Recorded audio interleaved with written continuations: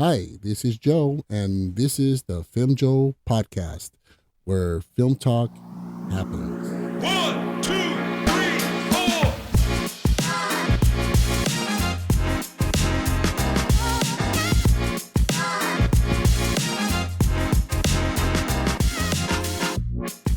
Hi, I'm Joe, and I'm here with Carlos. Hey.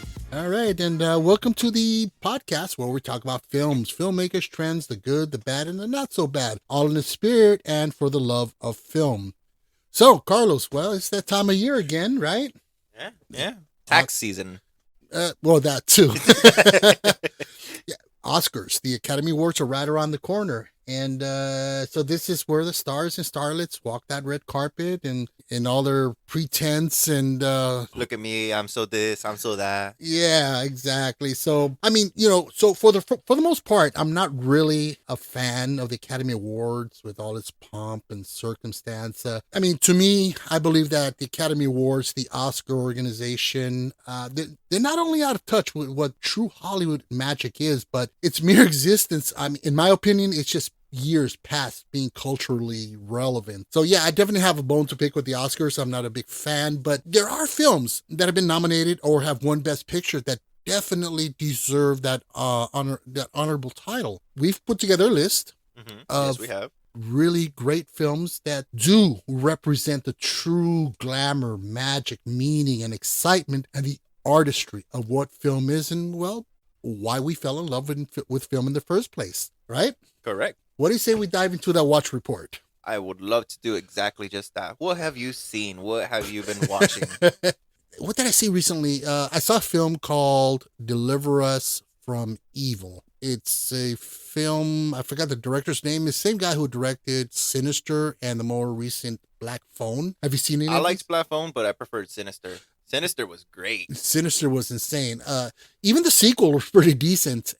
Not bad. But this guy, the director, he has this tendency, this ability to really get under your skin. And if you watch this film, you can see what I'm talking about. But yeah, it was about a New York police sergeant from the Bronx who gets involved in a paranormal case. And eventually, in real life, it's actually based on an actual person. His name is Ralph Sarkey.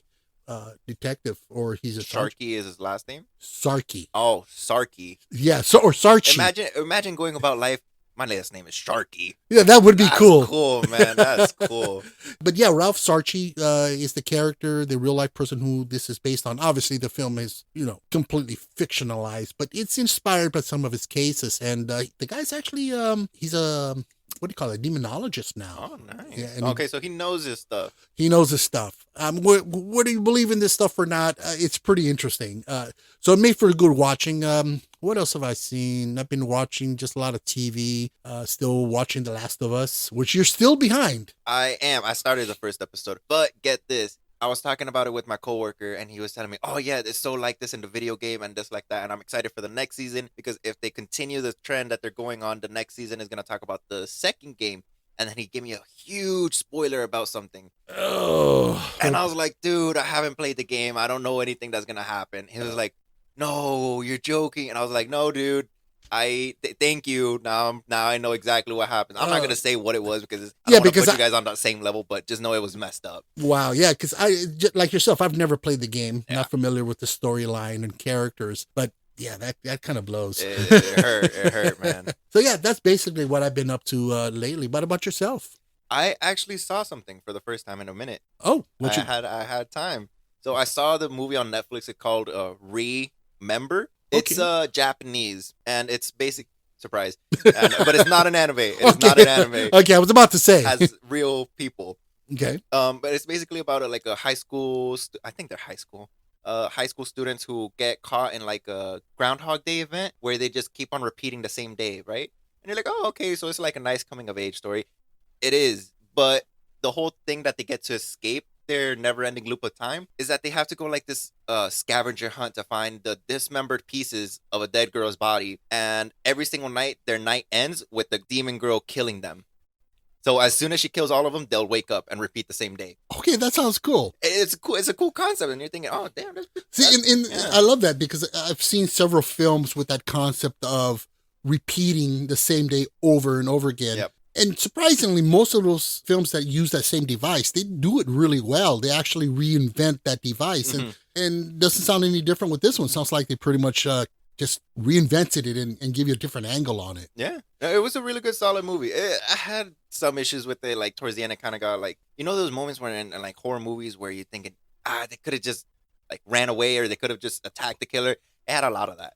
Okay. Like a lot of the scenes were just like they were them standing around in fear and awe. Like they had this monster hasn't just killed them 20,000 times throughout the past couple days, and you're thinking after a while I'd get used to it, right? Right. But well, you have to have stupidity as a factor in characters Right. for these things to work.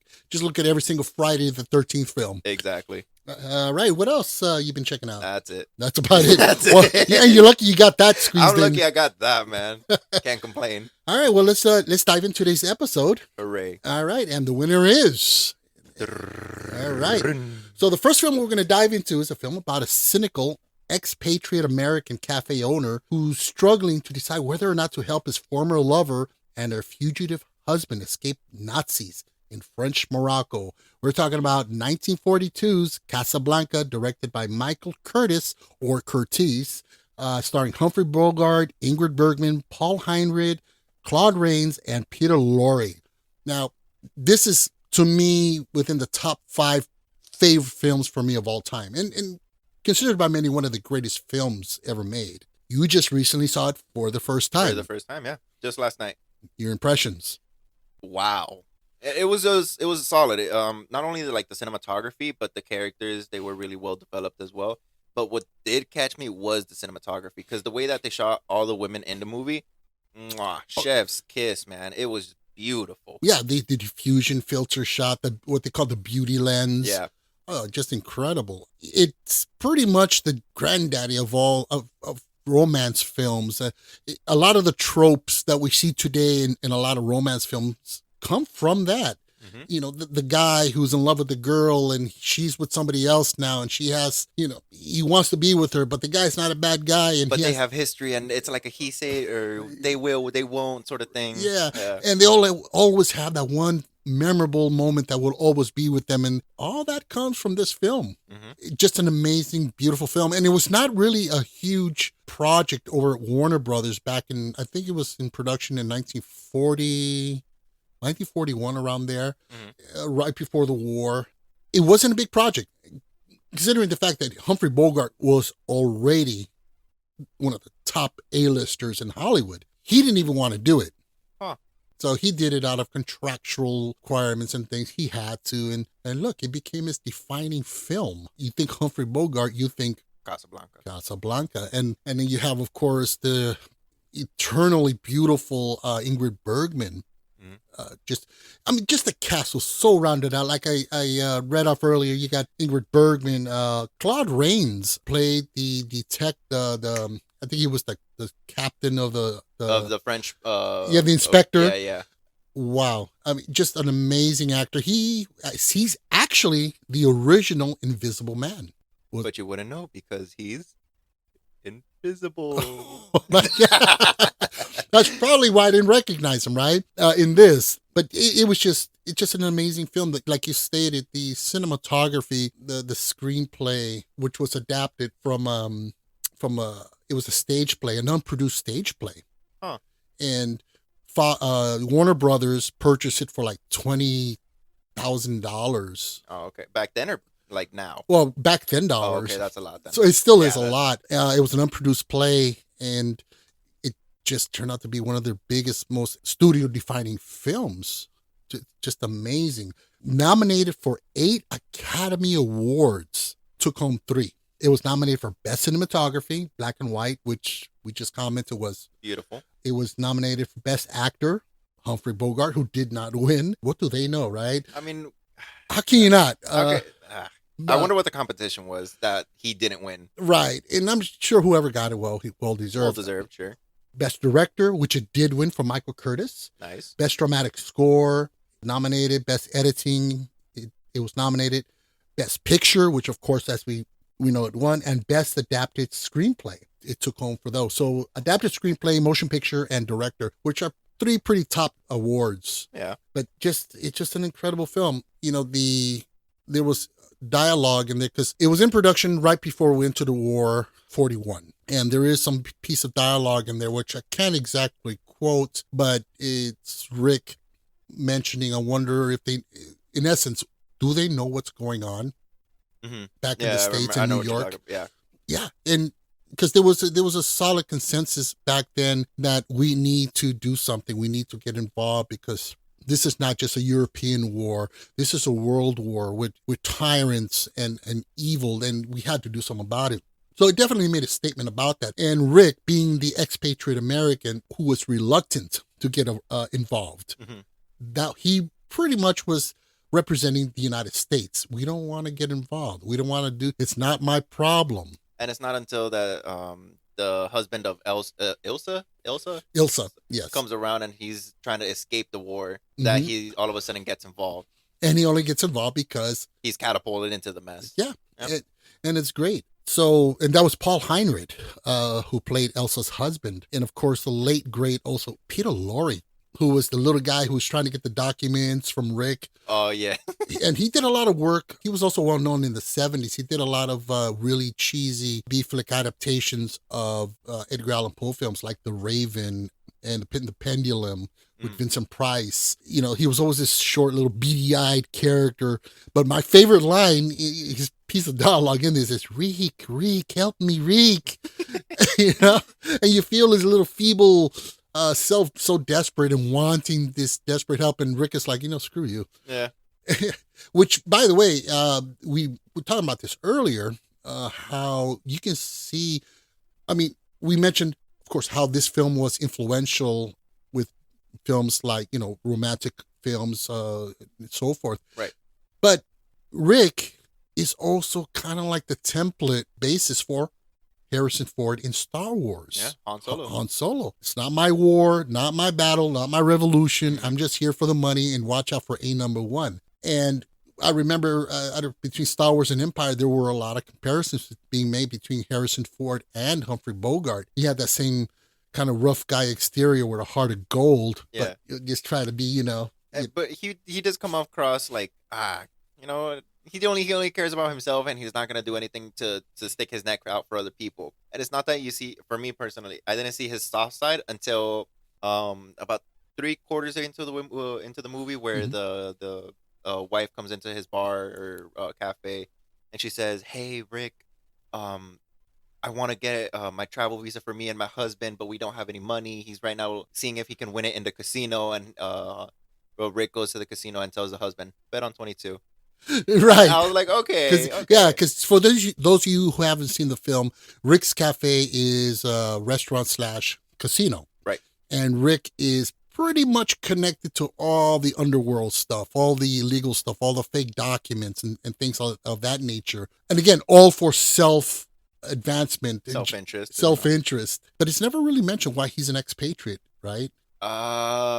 No. It's just said that he was hiding out in Paris because of something that happened. Right. And then that he went to Casablanca. Right. And, usually that would be considered a plot hole or something missing, but it actually lends to the mystique and the mystery behind the character of Rick Blaine. Mm-hmm. You kind of go, wow, who is this guy? It adds to that. What did he do? Yeah, exactly. So you don't, and then you don't really have to go on in extreme detail as to who he is and anything along that line. Did you know also another thing? Again, this film there were several attempts to do a sequel or a remake. In fact, there was a series on television back in the 70s, mid 70s. It was kind of like the continuation of Rick at Casablanca and Rick's Cafe. Oh, it was horrible. You don't go there. No. Certain things you don't remake. And in the 80s, you familiar with Ted Turner? TNN or TNT? Turner Network Television. Turner Network Television. He purchased the MGM catalog, and there was a lot of films in there as well from Warner Brothers. And he was into this colorization thing. Because this thing, kids, they don't like black and white. So what we're going to do, we're going to colorize them, and they're going to like them then. And what are you talking about? And he colorized all kinds of films, and they looked horrible. I mean, we were not obviously in the digital age where we are today. Right. And they colorized Casablanca.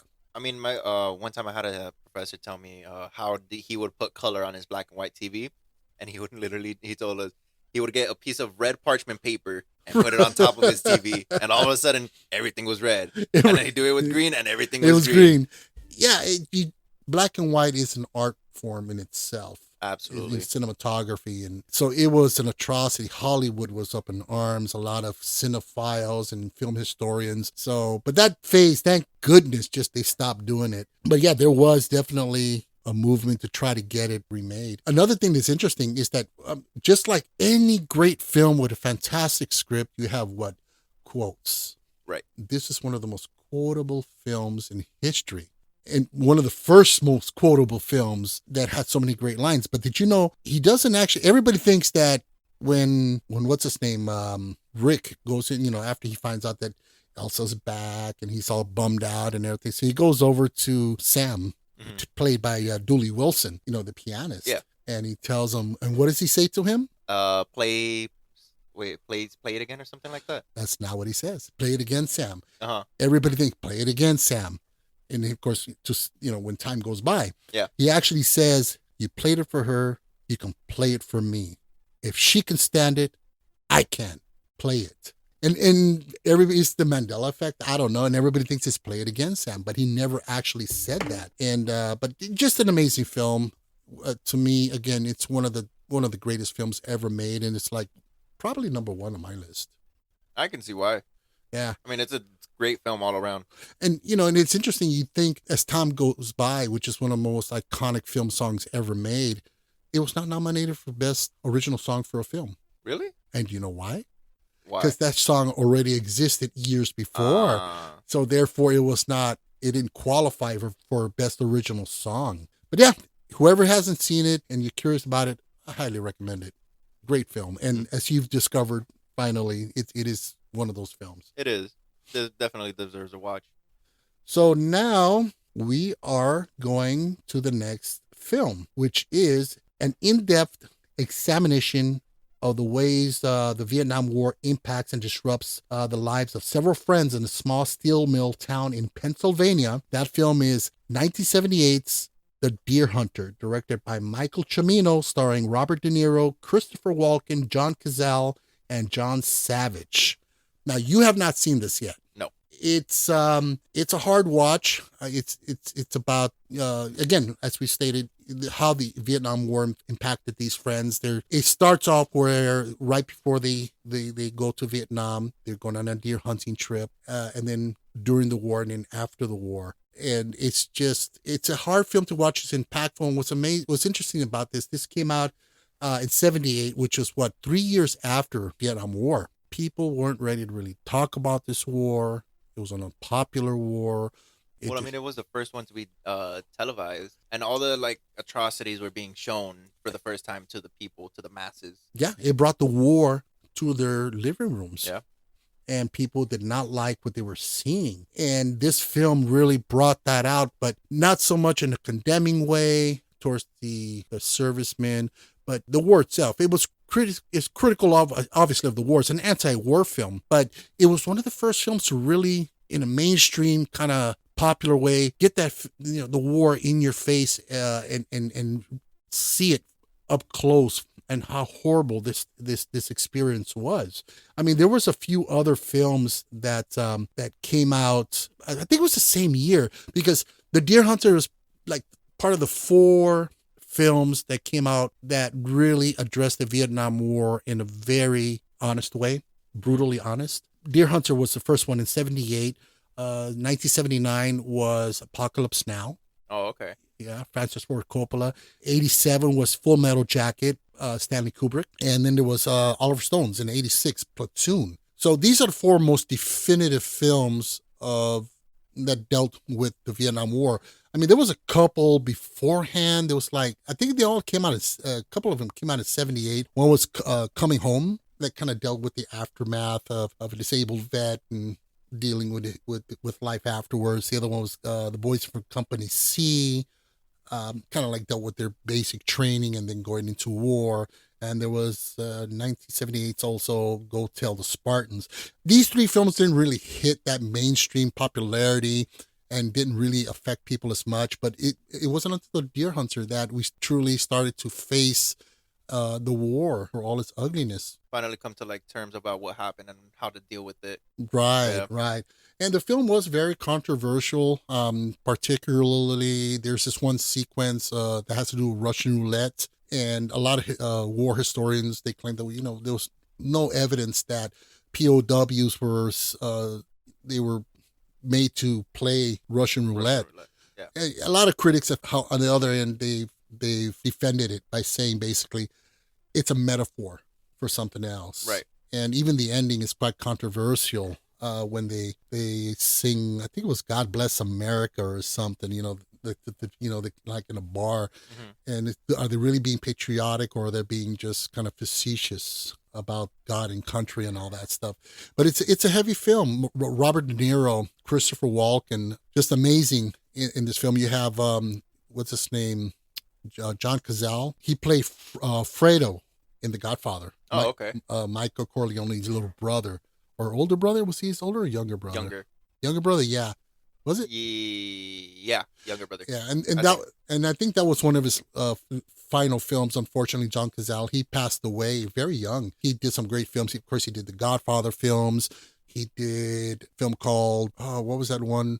Dog Day Afternoon, and Okay. this one. Just an amazing actor, and one of those actors just taken away from us way too soon. He had a lot still to give. So that is our next. So our next film, Best Picture, we're going to talk about the life and success and troubles of Wolfgang Amadeus Mozart, as told by Antonio Salieri, the contemporary composer who was deeply jealous of Mozart's talent and claimed to have murdered him. We're talking about, of course, 1985's Amadeus, directed by Milos Forman, starring F. Murray Abraham and Tom Hulce. Now, you've seen this. I have. Amazing. That's another, just, you look at a film that, I mean, if somebody would tell you, hey, here's a big, it's a documentary, or I'm sorry, a biopic about Wolfgang Amadeus and it's about his life, and you're talking snooze fest. Yeah, I'd be like, okay, yeah. I'll But- put it on a Saturday night when I want to go to bed. Yeah. But it's an incredible film, cinematography, which, by the way, a lot of they rarely used when they were filming this, Mhm.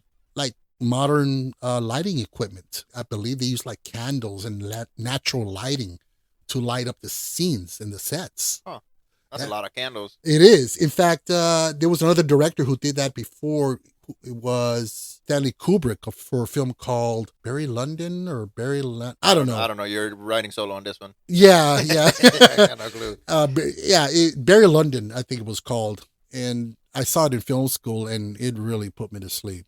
And I love Kubrick, but in that he did use a lot of. He lit everything with candles Mhm. to be, authentic, and it looked great. Right. And of course, you look at Amadeus, and you look how beautifully it's lit, and it's all candlelight and natural light. Did you know that it was the original? Because it's based on a Broadway musical. Okay. And the original actor who played Amadeus was Tim Curry. Tim Curry. Why does that name sound familiar? The original It film. Okay. Who was he? He was it. He was it? He was it. Oh, I'm thinking the Thing. No, no, that's a different guy. Okay, yeah. There's It, the clown. Thing, Pennywise. It. Okay. Okay. Pennywise. Say He was- Pennywise. Pennywise.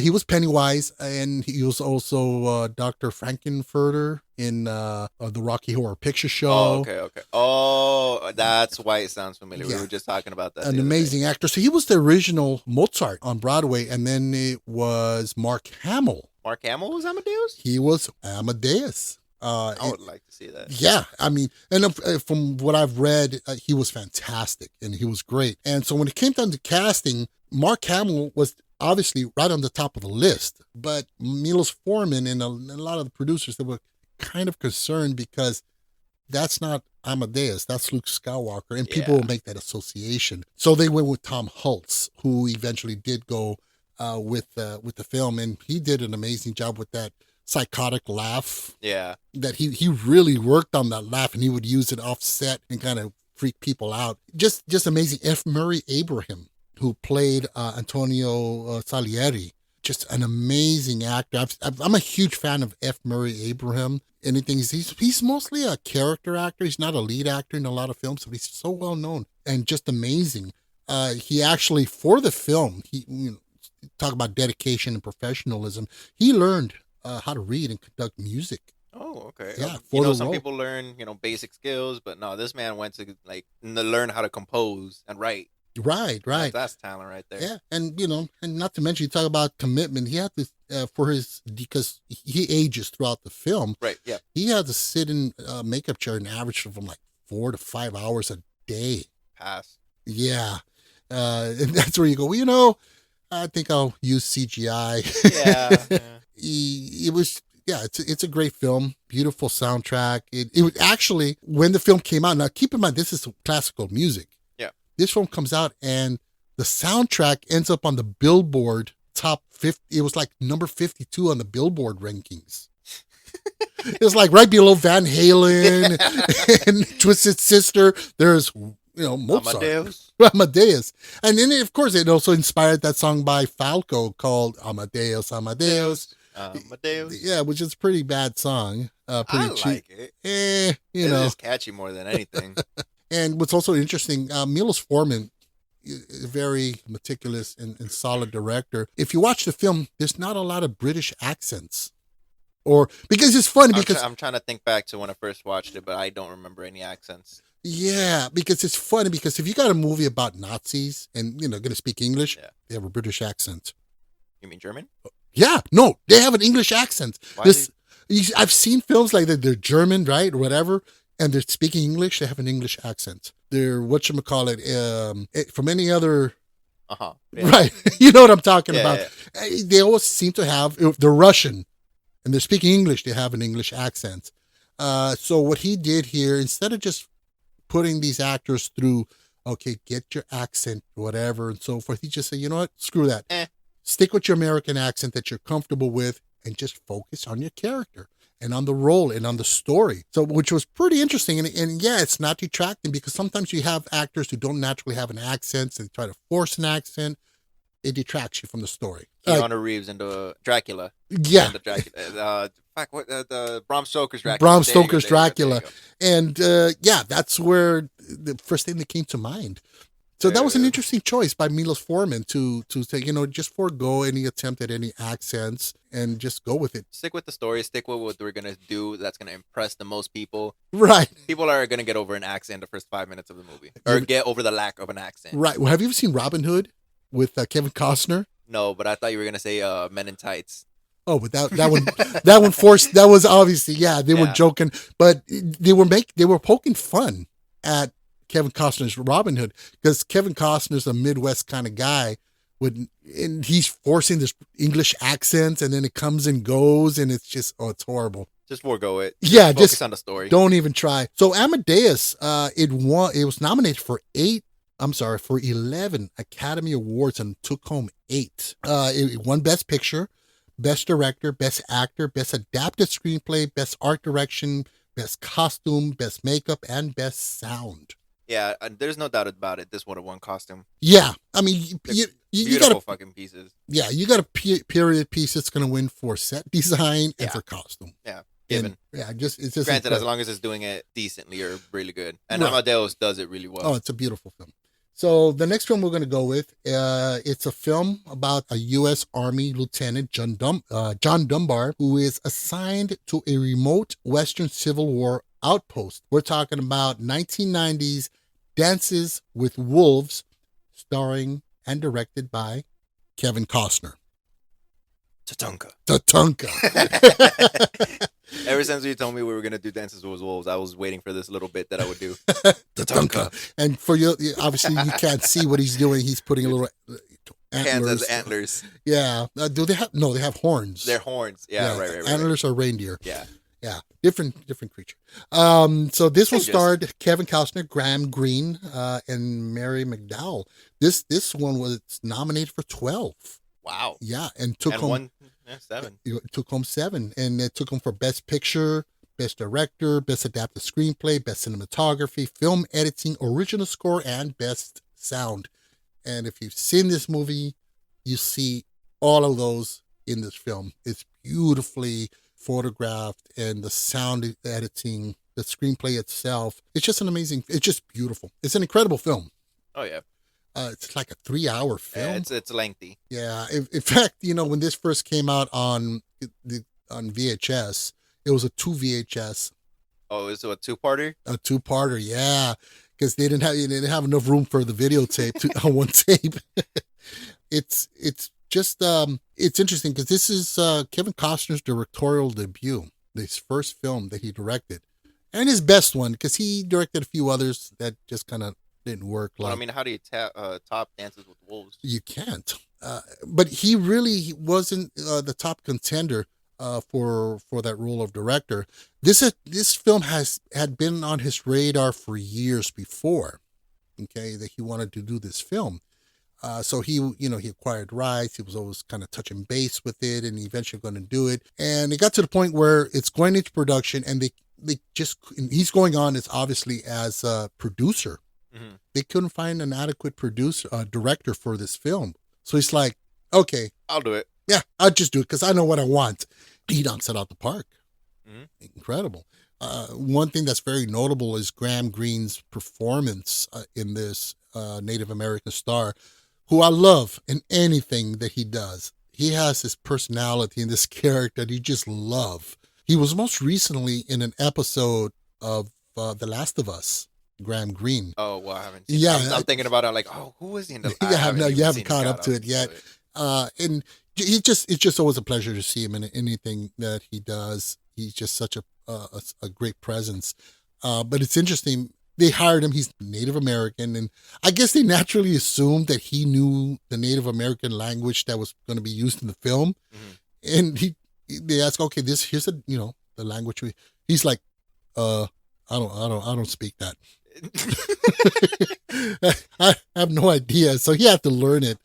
Not only that, I mean, what's great about this film is that it's one of those rare films that's not only a critical and award-winning success, but it was also box office. It's a huge hit.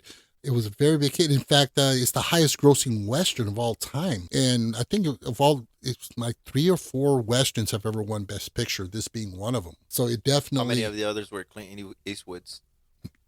Unforgiven. Ah, Ah. I knew there was one in there. Yeah. At least. Yeah, eventually Clint Eastwood had to win one for a Western Absolutely. because he was the man. He still is. Yeah. And, His son is kind of cool too. oh yeah, what's his name? Scott Eastwood. I'll agree because I don't know his name. I know the face because it's his dad's face, copy and pasted, just younger. Yeah, it's Clint Eastwood. Yeah, they look identical. Unfortunately, I don't want to, take a dump on Scott Eastwood, but he's not a great actor. He's not his dad. He's not his That's dad. for sure. Nah. In fact, he actually did a Western where he kind of looks like his dad from the Sergio Leone Westerns, with the hat and the poncho and everything. Yeah. And he looked cool. He looked like his dad, but he's not his dad. No. No. I mean, yeah, a couple of films. Wasn't he in like one of the Fast and Furious films or something like that recently? Or I know he was in something recently. I just can't point my finger as to Yeah. what he was in. I mean, who knows? Maybe it was some development and some more experience. He'll eventually catch up to his dad. But yeah. yeah. But back to Tatanka. The Tatanka, exactly. In this film was what it clocked in like over 3 hours or Something like that. 2 hours. The original cut ended up being like 5.5 hours long. Oh. Now, Yeah. see, I'll watch a movie. I've sat through movies that are like 4-ish hours. And it's tough. I did it in 2 parts. I did like a little hour stretch in between, and it's kind of fun. But 5. Yeah, that's Ah. kind of. And what's interesting, it's kind of difficult with films like this. Apparently, his cut was amazing. It was still an incredible film, but you But can't. 5 hours, man. Even if I was to watch that at home, Yeah, I would not be able to do 5 hours. you'd have to do it in like episodes. Or, Yeah. In fact, that's what they did with Tarantino's The Hateful Eight. Uh-huh. His that movie clocked in at about 2 hours 45 minutes, and he has like a 4.5 hour cut of it. But what they did on Netflix, they got that extended cut and divided it into episodes. Now, see, that's cool. It's easier to digest. Yeah. Yeah, and but another thing about this film was, Kevin Costner is an animal rights person and doesn't want to mistreat animals. So he went out of his way to make sure that animals. He actually spent over $250,000. $250,000. Yeesh. Okay, on an animatronic buffalo to use in the climactic buffalo hunt. That's a lot of money just for the animatronic. That's somebody's paycheck on the film. Yes.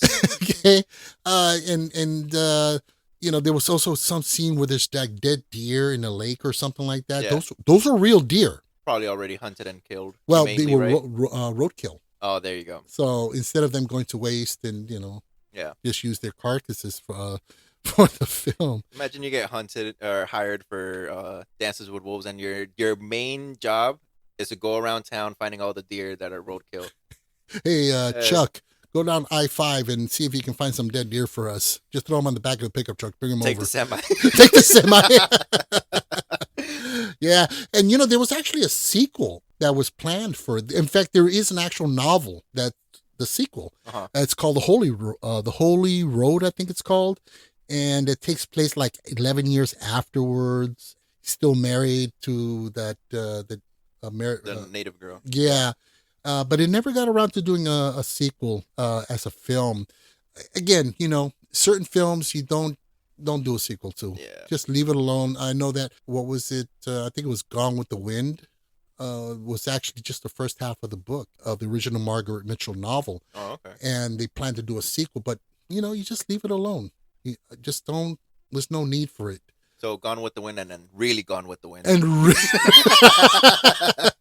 yeah, and so there was. Thank goodness there was never a sequel for it. So the next film we're going to go with, okay, is the story of an egomaniacal film star who develops a relationship with a young dancer against the backdrop of Hollywood's silent era.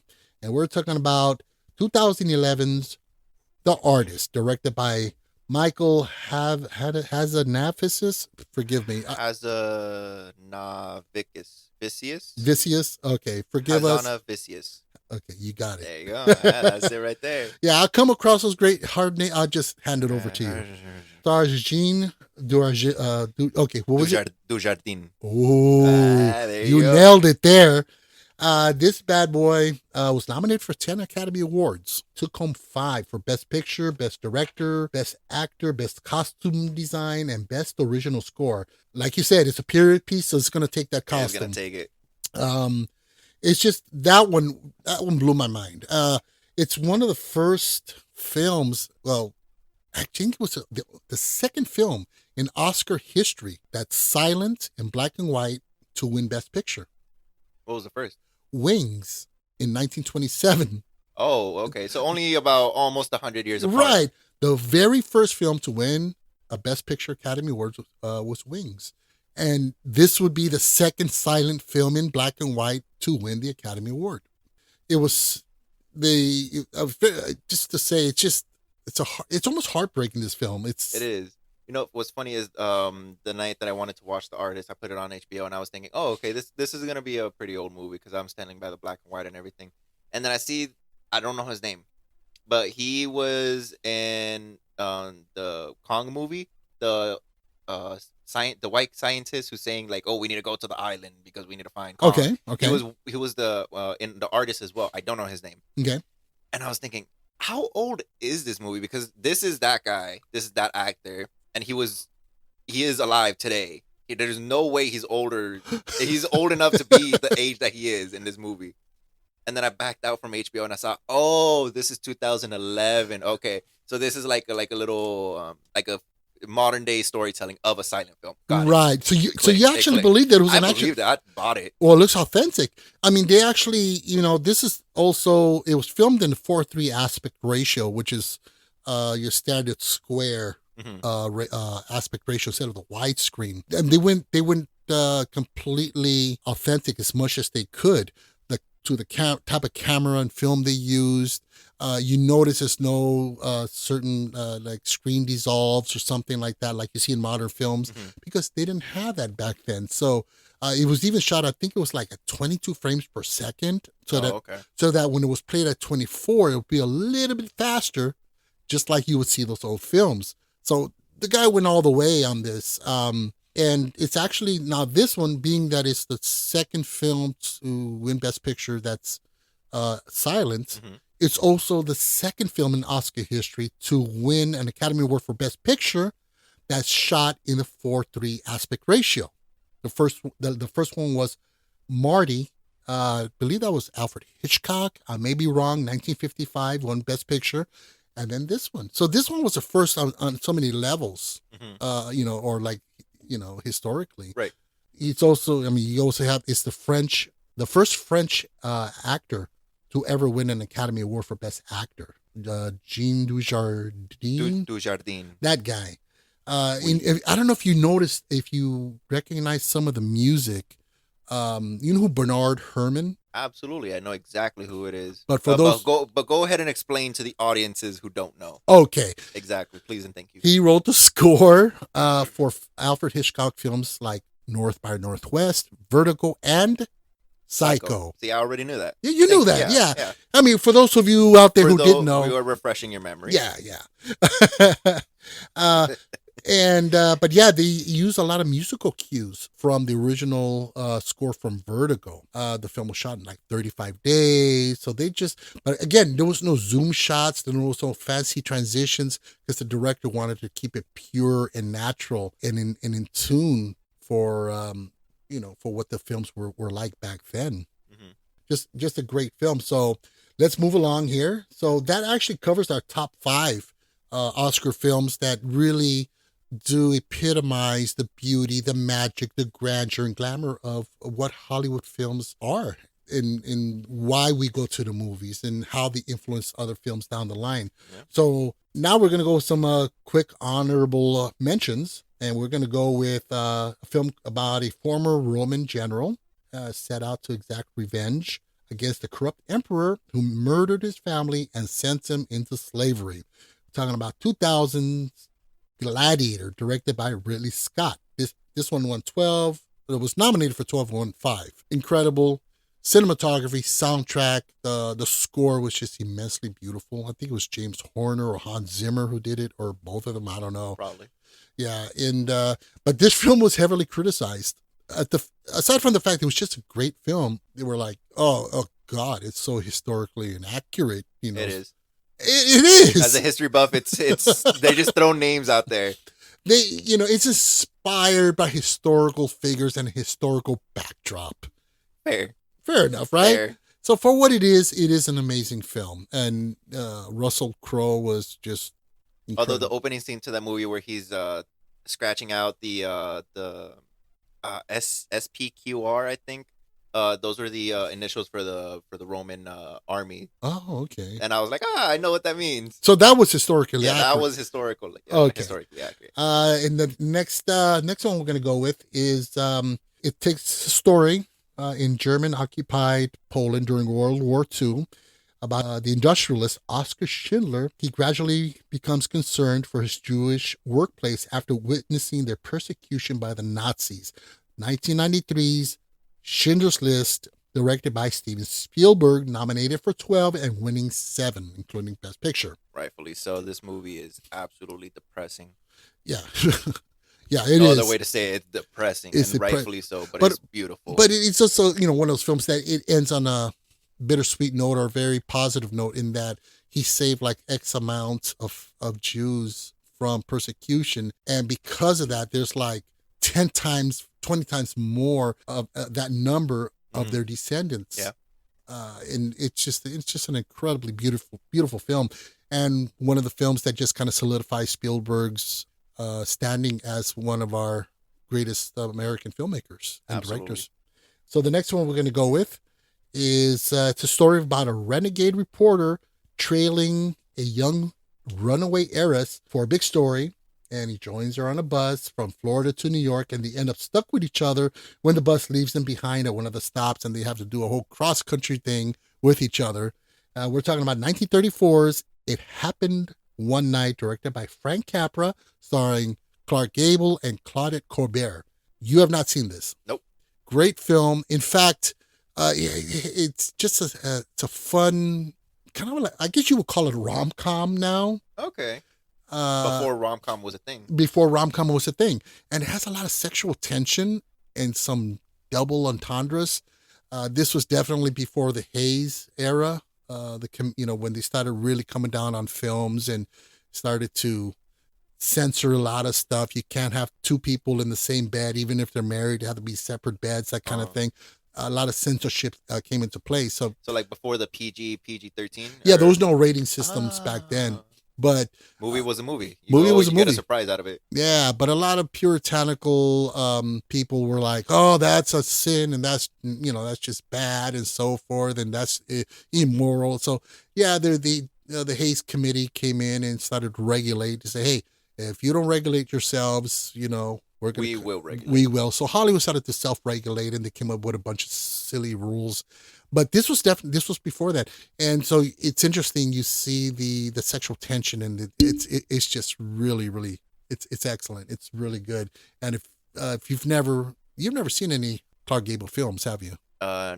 Maybe one, probably not two. Yeah, this one is definitely one that you got to watch. It's awesome. The next film we're going to go with in our mentions is a story about a reporter who pretends to be Jewish to cover a story on anti-Semitism and pretty much discovers a world of bigotry and hatred.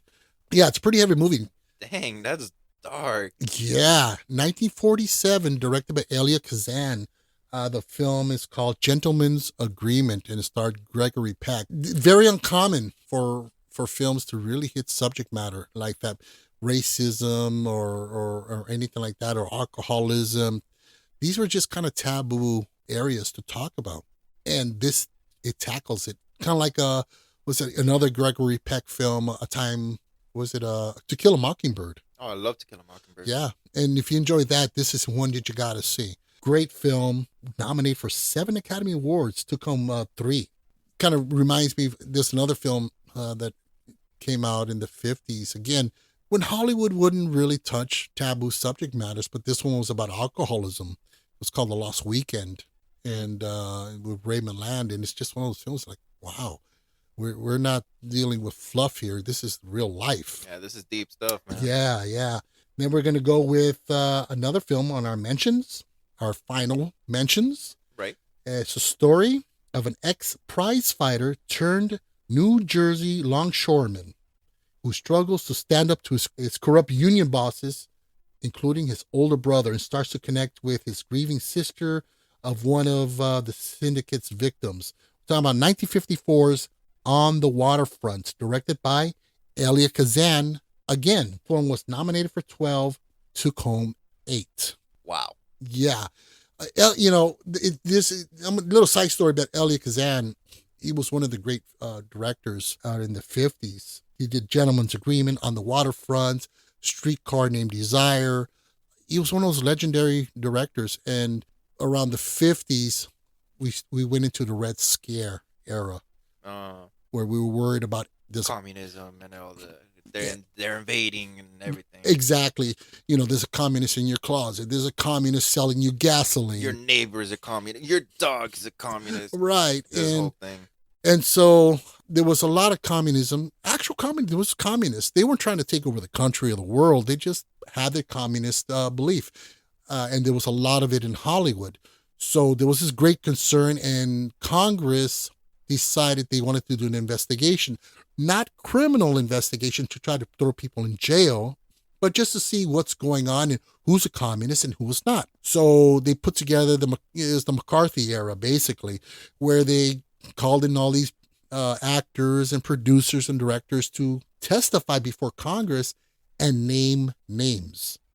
So it's a witch hunt. It's a witch hunt. And so some would go up there and say, yeah, well, Bob Smith, he's a communist, and I've seen him with communist propaganda. And then they would interview him and say, okay, you are a communist. Okay, move along. The problem with that is that the really messed up thing about that is that those who were labeled communist never worked in Hollywood again.